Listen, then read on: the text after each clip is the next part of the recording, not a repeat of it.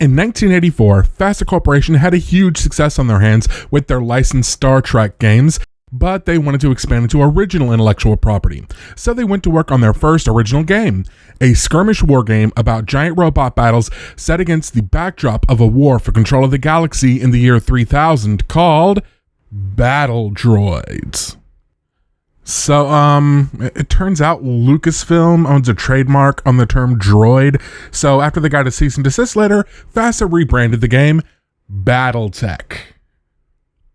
And after that, there were no more rights issues ever again in the history of the entire game. I'm getting an update here. No, apparently this was just the first in a long line of legal struggles for the BattleTech property. And for the game's 35th anniversary, we're going to look at the largest of those, the Unseen. Warning, I am not a lawyer. I will try to explain the legal concepts involved in this series of cases as best as possible, but for reasons I'll get into, this is a difficult task. Just know that I will be simplifying a lot of legal terms and that the full story is, well, if this video has a catchphrase, it would be intellectual property law is complicated. So, remember when I said BattleTech was original intellectual property? That's mostly true. The universe is original, it's filled with original characters and original plot lines. The novels are all original stories and the rules of the game were entirely original. But the main point of the game was combat between giant robots called battle mechs, and not all of the mech art designs themselves were original.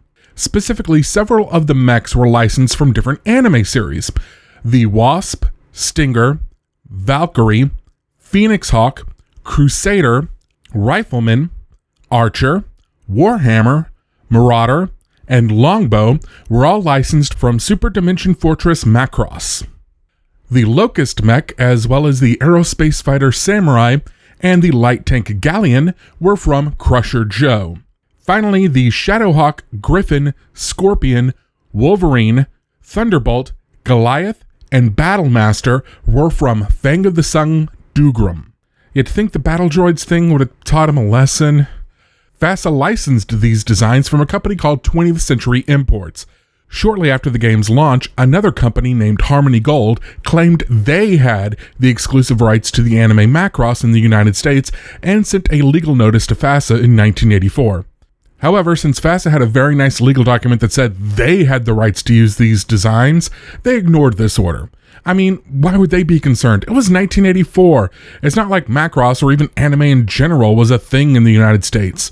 The only anime in America at this time was pretty much just Speed Racer, Star Blazers, Battle for the Planets, and Gigantor, and those were considered nothing more than cheap fodder to fill time for children's programming. Even Voltron, one of the first breakout anime, was still a few months away from coming out, so what were the chances that this would get big enough for anyone to actually care about? No, bad. Wait for your cue. Fast forward to 1990, and it was time to reinvigorate the BattleTech line. A new book came out, the Technical Readout 3050, that detailed a new threat to the galaxy, the clans. The book focused mostly on the clan's highly advanced new battle mechs, complete with all new designs created and owned entirely by FASA. This led to the new poster child mech used in promotion and advertising, the Timberwolf. No, it is not called a Mad Cat, you Inner Sphere free birth filth. In 1994, Playmates introduced a line of toys based on a cartoon called Exo Squad, which itself was originally called Exo Force, but had to undergo a name change due to a trademark dispute. Anyway, the new toy line included the Heavy Attack E-Frame, which looked like this. Yeah, that's gonna be a lawsuit. Because this seemed like an open and shut case of intellectual property theft, FASA Corporation, they filed lawsuit against Playmates in 1994 for infringing on the mech designs of the Timberwolf.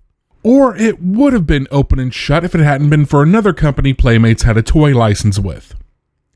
Yeah, the small media company that originally sent FASA that trademark notice had been busy in the decades since then. Harmony Gold licensed the North American distribution rights for the anime series Macross from one of the show's Japanese co-producers, Tatsunoko Production. They took that series, plus episodes of Super Dimension Cavalry Southern Cross and Genesis Chamber Mospeada, edited all three together and created Robotech, which premiered in America in 1985. The show was a decent hit and one of the early pioneers for anime in the United States, a market that was just on the edge of exploding in the early 90s. In 1994, around the time FASA filed their lawsuit against Playmates, Playmates signed a distribution deal for a Robotech toy line to be licensed under the Exo Squad brand name. So Harmony Gold countersued over the MACROSS mech designs FASA had licensed from 20th Century Imports. Or Harmony Gold just filed an amicus brief on behalf of Playmates? It's not entirely clear, and I'll get to why this is so vague in just a bit. Either way, because Harmony Gold had such a vested interest in the legal rights to market toys based on mech designs licensed from Japanese anime, particularly the anime Macross, they got involved in the lawsuit.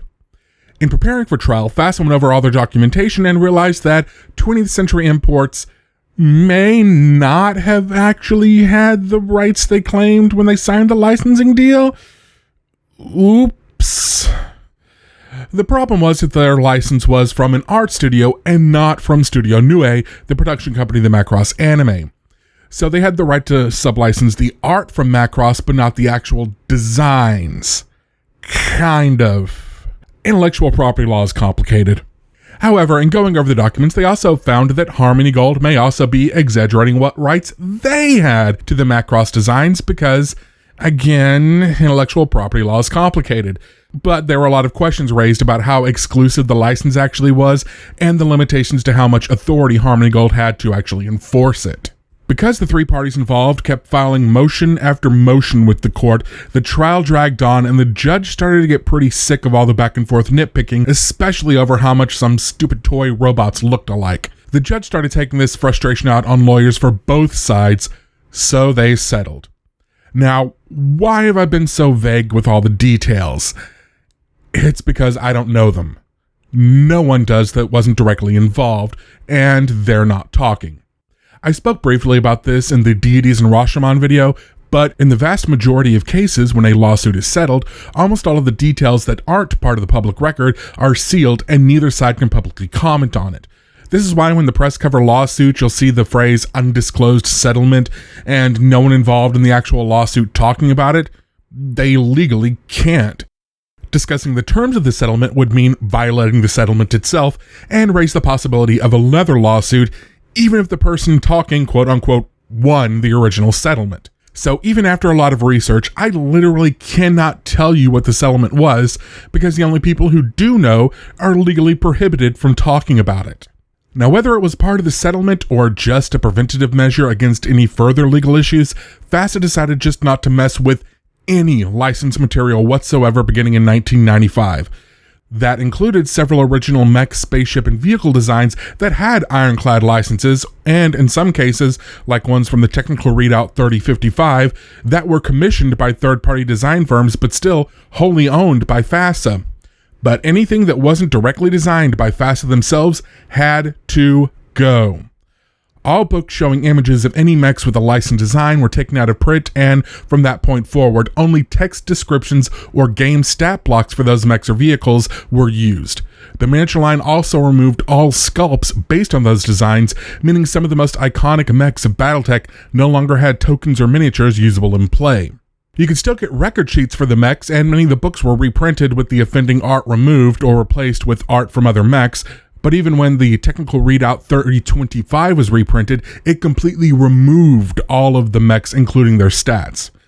The end result was you could still play with the classic mechs of BattleTech, you just couldn't look at them. This ended up with a fan nickname for these mechs, the Unseen. So now that we've got that established, we can actually get into the story. Yes, we're just getting started here. And buckle up because this is where things get really complicated.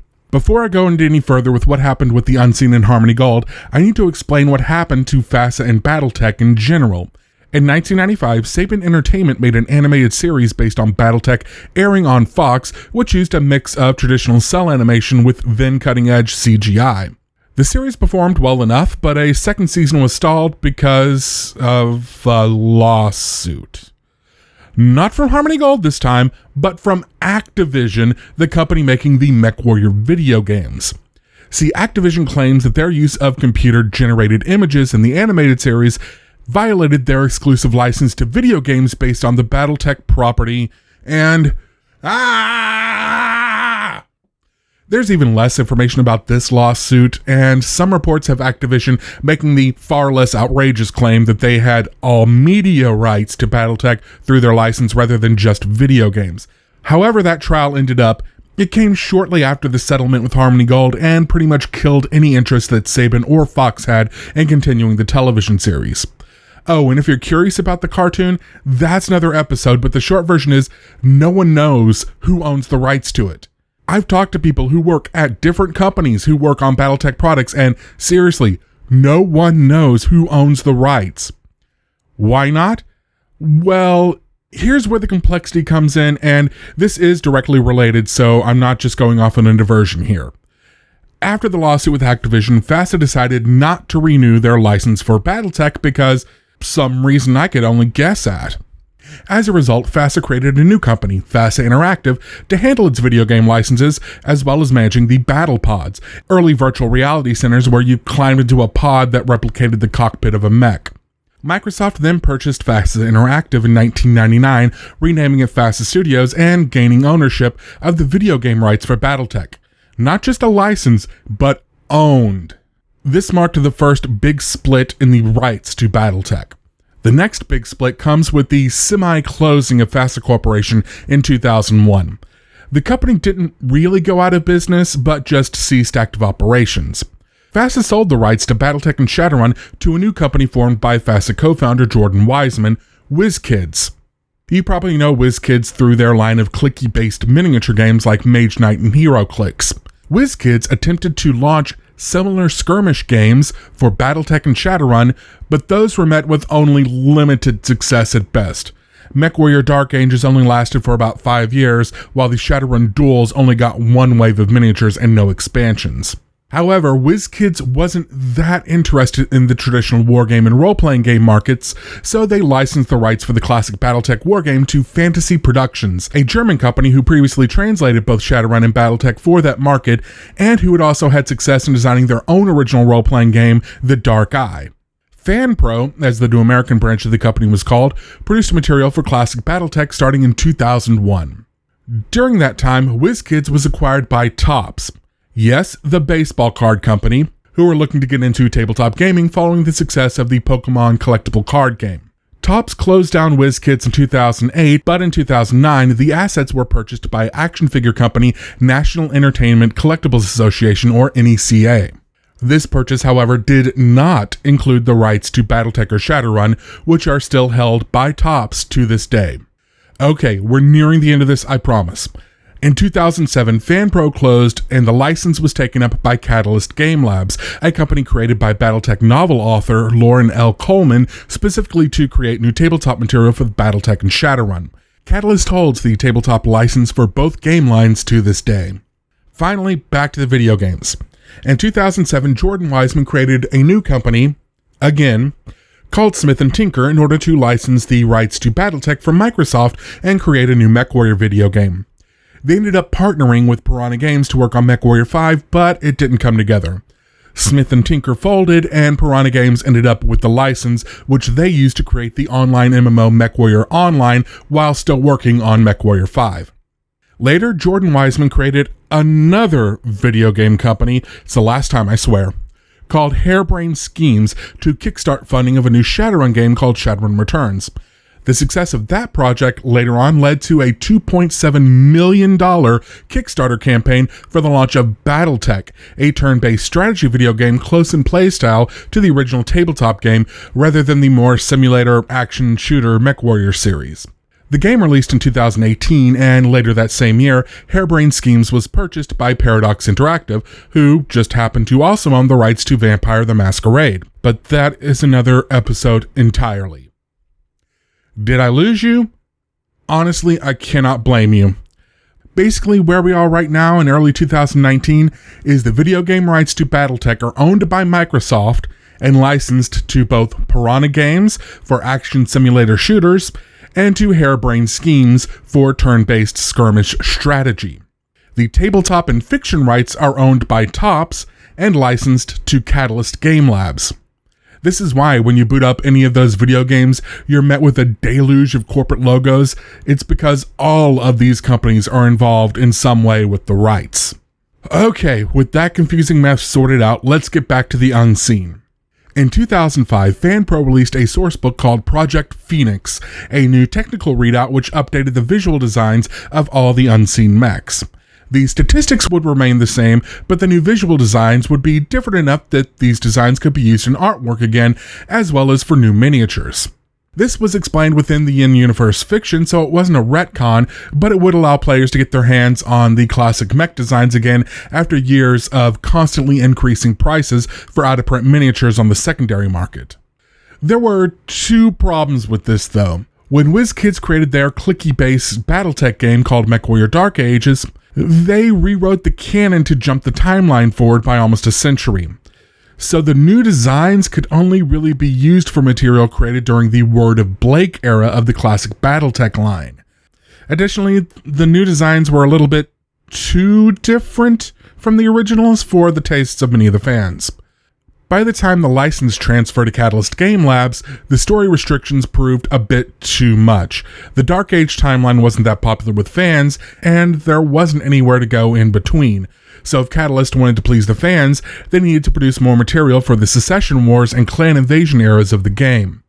The only way to do that and keep the iconic mechs from those eras was to finally just retcon the designs.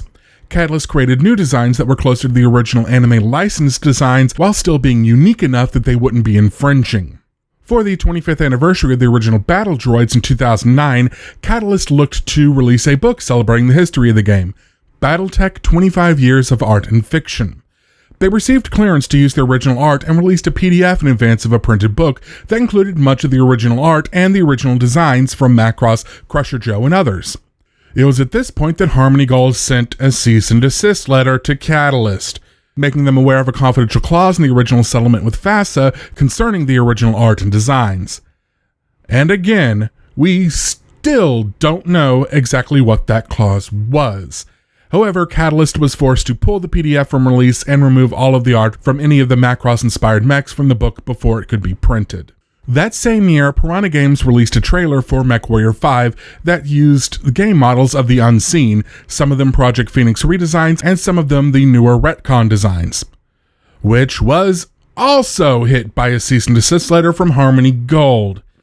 However, nothing really came of that one because, well, development for MechWarrior 5 stalled independently of that order, so they kinda did cease and desist, but not because of the actions of Harmony Gold.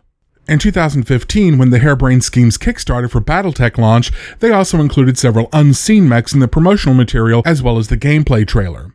The project page listed the mechs that would be included in the game, confirming several of them to be unseen mechs, though at the time there was no word on which specific designs would be used.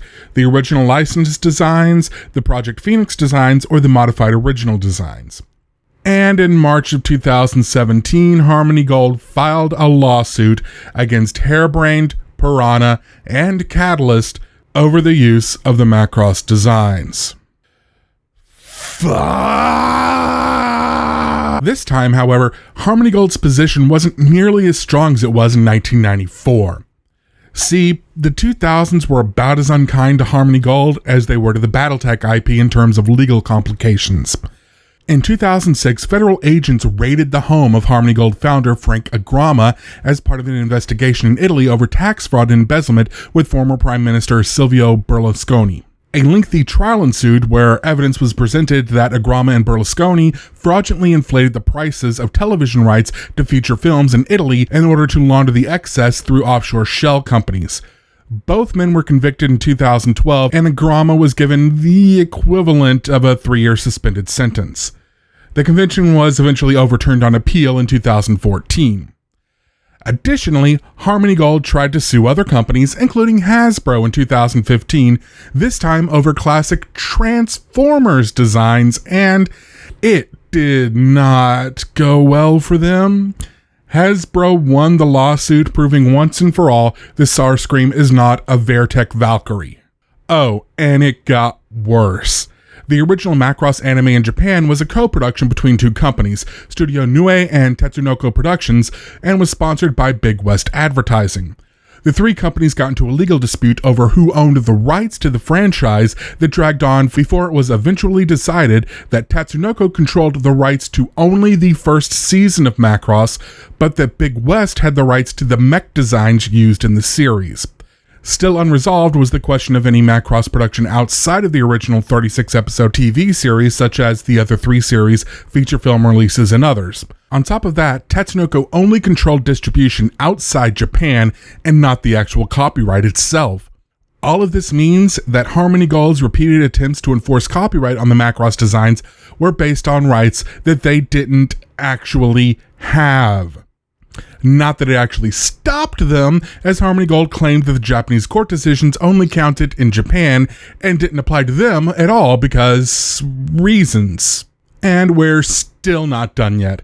An arbitration between Harmony Gold and Tatsunoko in 2016 determined that Harmony Gold only held the distribution rights until their expiration in 2021. On top of that, the trademarks related to BattleTech itself were set to expire in the United States in 2022.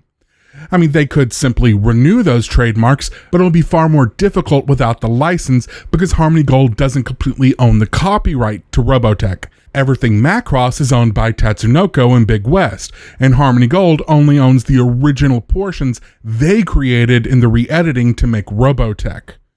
And it was also about this time that it was revealed exactly why Harmony Gold is so litigious. Part of the deal with Tatsunoko allowed them to deduct any and all legal fees from their licensing fees when used to defend the Macross copyright outside Japan. This essentially means they could pay their lawyers or pay the license, and it all worked out the same for them, so why not try to maintain a stranglehold on the Macross rights, huh? Except that stranglehold is slowly slipping away. By 2017, Harmony Gold was desperate for a win, so they went back to what they thought was an easy target to solidify their grasp on the Macross intellectual property, BattleTech. The huge press that Harebrained got during the promotion of their Kickstarter probably also attracted their attention. The problems with this lawsuit were immediate and obvious, and Harmony Gold kind of overreached their hand a little bit in the legal filing. The original filing included claims of infringement on art assets, designs, advertising, miniature sculpts, book covers, video game model assets, and, well, basically they were suing over everything remotely related to the unseen. Except I don't think they really paid attention to what mechs they were suing over. For example, Harmony Gold claimed that the design of the Locust infringed on the Zentradi Glog officer pod. Except the design of the battle pod was used for the BattleTech mech Marauder. The Locust is based on the Ostel from Crusher Joe, not Macross. The Griffin was listed as infringing on the Destroyed Spartan when the Spartan's design was used for the Archer battle mech. The Griffin is based on the Stoltic H8 Roundfacer from Fang of the Sun. Worst of all, they claimed the Atlas was based on the Armored Valkyrie when that design was used for the Phoenix Hawk, and Atlas was an original design by FASA. Lawyers for Piranha Games took charge in the lawsuit and, pardon the pun, but they were out for blood. I won't go too deep in the details, but they started off by filing a motion of summary judgment, meaning they requested the judge just throw the case out immediately, a tactic normally used to clear out frivolous lawsuits. And Piranha actually made a damn good case with 3 major points. Harmony Gold doesn't own the copyright to the mech designs as they were owned by Big West Advertising. And even if they were licensed to Harmony Gold, the license in question excludes the unseen mechs. And even if they didn't, the arbitration with Harmony Gold and Tatsunoko proved that they didn't have the rights to sue anyone over the copyrights because they were just the distributor of Macross. As the trial went on, Harmony Gold attempted a last-minute stay by requesting something called a letter of rogatory. And again, I am not a lawyer, but basically Harmony Gold wanted the court to wait until the Japanese companies in question could all draft letters stating exactly what Harmony Gold owned the rights to. That got cut off at the pass by Piranha, who pointed out that they submitted 3 separate court decisions that showed Harmony Gold didn't have the rights in the first place, so it's a pointless stalling tactic, and it's something that Harmony Gold should have done before filing the lawsuit in the first place.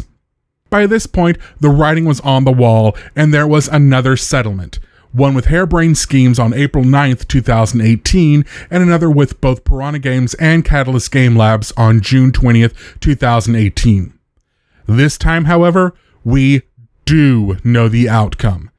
Dismissed with prejudice. What this means is that Harmony Gold cannot file another copyright infringement lawsuit against any of the companies involved ever again without proving it's a new case of copyright infringement. And because Harmony Gold named everything in the lawsuit, that is going to be next to impossible. So it looks as though the entire issue is finally completely over, and the unseen can be seen again. Just in time for BattleTech's 35th anniversary with a new starter set, core box set, and BattleTech manual released by Catalyst Game Labs. All with the mechs we've been dying to see again for almost 25 years. This is my reality. I fight to